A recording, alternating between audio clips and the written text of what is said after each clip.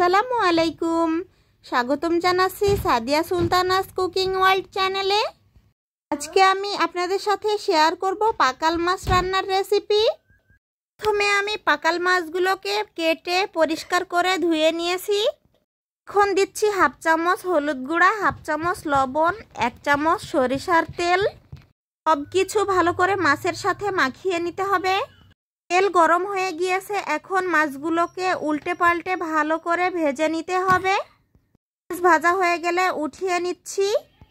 ওই একই তেলে দিয়ে দিচ্ছি পেঁয়াজ বাটা, দিয়ে দিচ্ছি 7-8টা শুকনা মরিচ বাটা, তারপর দিচ্ছি 1 চামচ জিরা বাটা, 1 চামচ হলুদ গুঁড়া, 1 চামচ লবণ। মশলাগুলো যেন পুড়ে না যায় সেই জন্য কিছুটা পরিমাণ পানি দিয়ে দিচ্ছি। এখন মশলাগুলো ভালো করে কষিয়ে নেওয়ার পর ভেজে রাখা মাছ দিয়ে দিলাম। মশলার সাথে মাছ ভালো করে কষিয়ে নিতে হবে। মাছ কষানো হয়ে গেলে ঝোলের জন্য পানি দিয়ে দিলাম। মাছ রান্নায় বলক চলে এসেছে, কিছুক্ষণ রান্না করে নিলেই রেডি হয়ে যাবে পাকাল মাছ। আপনারা একবার হলেও এইভাবে পাকাল মাছ রান্না করে দেখবেন, আশা করছি অনেক বেশি ভালো লাগবে।